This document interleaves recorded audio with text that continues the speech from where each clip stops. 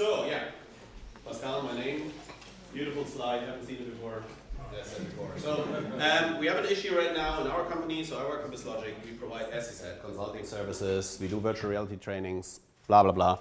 But we also do a nice product that is related to the metaverse. Which we hate the term because it kind of like people have a certain understanding about it, a certain expectation, which usually doesn't work out. And then we have to teach them a lot of stuff to kind of like get them back on point.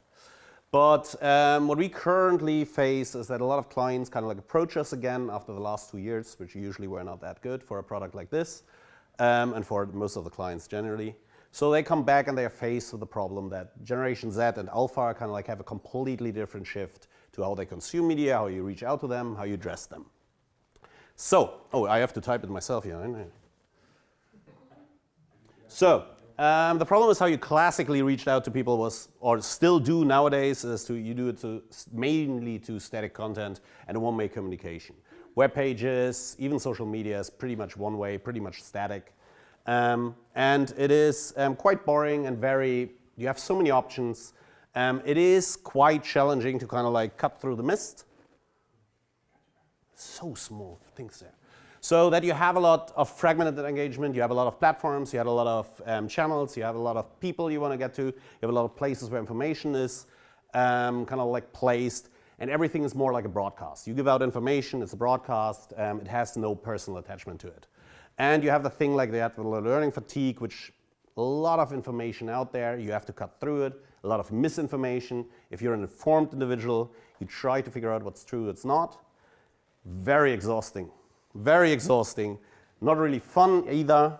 And now we have this generational shift where the predicament kind of like changes a little bit because people expect from how they interact with media, how it should be, and how they want it to be. And usually there are 3 key aspects to it. One of them is it has to be more interactive. If I interact with information, if I interact with social constructs, if I interact with anything that is basically out there in the digital sphere, it has to be interactive. I want to interact with it, it should react to it, what I do, it should react to other people in my social circle, they should see it, and it also has to be immersive. So if I talk about whiskey, I want to be that kind of like the mindset is in a bar, for example, distillery, it doesn't really matter, that you kind of like the information or what you try to converse is kind of like locked into this mindset. If I talk about flowers or yeast, you have a garden, you have whatnot. So something that brings you to the scenery, the spot where you want to talk about. And accessibility is another real thing, cross kind of like national, cross-Atlantic, cross-culture. You want to get everyone in, independent of the device, independent of the location where they're in and the capabilities. So have it accessible to everyone. Have to read that real quick. Oh yeah. So. And one of the major problem is, right now you have the social medias and everything, but they are declining, we all know that. But Generation Z and Alpha kind of like shifted completely. The channel shifted completely. They grew up with technology. They mainly love games as well, but they also misuse it in a way that they use it not only as a game, but as a social place together, to exchange information, to do homework, to just be. To not just be in there to kind of like play, and just not be in there to kind of like meet the people occasionally, but really with a purpose. Kind of like have a sort of thing. And like I said, TikTok and YouTube combined can't compete with a usually as produced as games thing.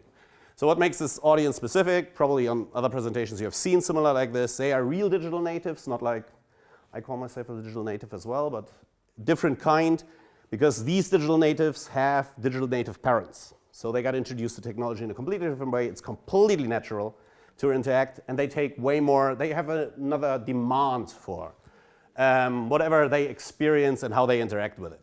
That's why a high value is on immersion. You want to have something, you want to immerse yourself in the world, you want to have a story, you want to have everything around it should kind of like support it, it should be authentic.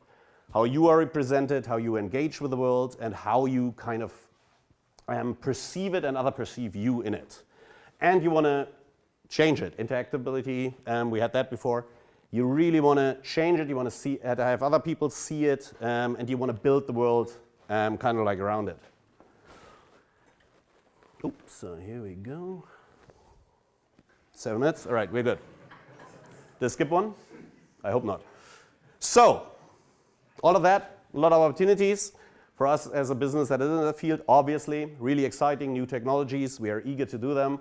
We're eager to explore them, play around with them. But a lot of new business opportunities, clearly very boring for the individual. But for the individual, it's obviously now, it's so easy to get into it. It's so easy to kind of like figure it out. Most of the successful platforms are for free. Most of the successful platforms are multi-device capable, cross-generational capable.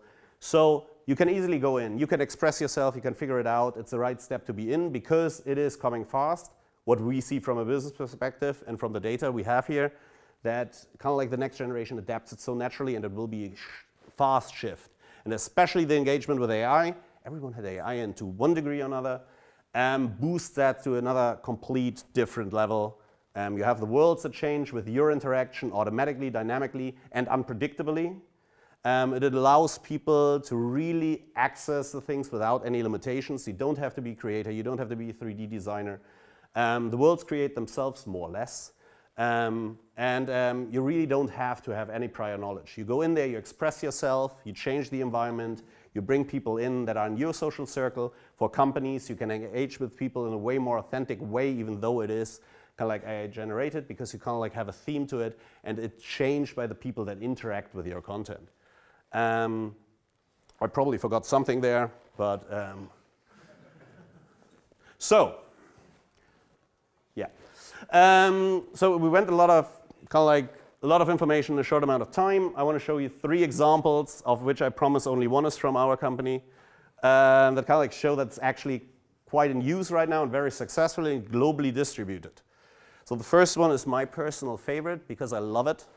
Learning and training is kind of like a thing I'm really interested in. So here the idea is that you combine these virtual worlds, virtual experiences with AI. So the idea is you want to teach someone about history, individual in history. You build a virtual experience that kind of like places you in this environment. You place the person in there you want to talk to, you get information from, and then you have AI kind of like communicating with you, giving you the information. You have a goal you want to achieve with this training exercise, but you have a goal you want to achieve with this exercise, and the path towards kind of like gaining this knowledge is absolutely dynamic. So you go in there twice, it's not the same experience. You go in there twice, it's a completely different experience. Someone else goes in there, completely different experience, but the goal and what you try to get out of it is the same. So it adapts to your input, it adapts around it. So the idea behind it is you have a multisensory kind of like training environment, you experience it. You have so many more anchors to kind of like draw from when you try to retain the information or recall it, that it's way more interesting and way more successful than just doing it from a PDF, from a presentation. So, and now we come to one of ours, which looks quite sexy. We have QR codes at the end, which if you want to check it out at some point, which is basically for new HR projects. So if you want to hire someone, if you want to onboard someone, it became quite challenging after COVID. Home office, remote work became predominant in some industries. So bringing someone into the fold of the company or the social construct of a company was rather challenging because they are not there. They are not part of the team on a personal interconnective level. Teams just doesn't cut it because you anyways look at your picture in the corner.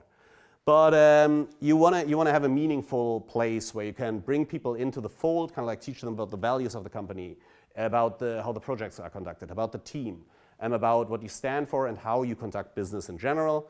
So we build environments in which you can do an interview in a virtual space. You fly through as an interviewee and interviewer, and it has several advantages. First of all, people that kind of like don't know how to sell themselves and don't know how to talk about themselves, or people that are new to the world of business and have nothing to say, they think. Usually the interviews are like, oh, CV, checkbox, checkbox, checkbox, that's the information. You don't get anything out of it as a company. So if you have virtual worlds, people, and you bring them in a mindset, bring them in the fold, then they start to talk more outside of the box. And they talk about what kind of like drives them, what brings them in, and not the rehearsed kind of like things that we do here when we hold presentations, but no, the real authentic kind of things triggered by certain elements we build in the world. Obviously, it's a little bit directed, but it kind of like inspires a little bit more, being a little bit more open, talking a little bit more about it. And at the same time, it's good for the company because they can sell themselves as a kind of like a pioneer in the field. They kind of like can skip a lot of the onboarding stuff because you already have it in there. And you actually have a quite good product to sell on social media and stuff. So I think that's the second to last, I assume. And this one is the most boring of them, but probably the most dominant actually that uses the technology. I know it looks kind of like shady, but it is in the Middle East and South Asia, it is quite predominant that you can do kind of like apply for your passport and get the ID, change the address, kind of like do everything. We have to kind of like get an appointment, go there, have a kind of like slightly annoyed person that doesn't really speak English, and talk to you and kind of like hope that you leave soon. Here it is quite the difference. You can go out, even if it's usually quite challenging, it's way more efficient. You go into the virtual space, you do your bidding, and you leave, basically. But it's a way different. So you start with a video call, you go in there, you get authenticated basically through that, but you have this digital exchange, quick, easy, appointment is digital. You don't have to wait anywhere, you don't have to leave the house. You get everything done while we here in Germany have fax machines. Well, I think that one. Can I throw in another one? We have another one. So this is the beautiful last slide, I would assume. Let me engage with that one a little bit. Basically, do something with it. Immerse with the products, be open to kind of like the virtual experiences, use them for something good. Business-wise, business cases, quite interesting. There are a lot of opportunities, as I said before, but as an individual, be open to it, create, engage.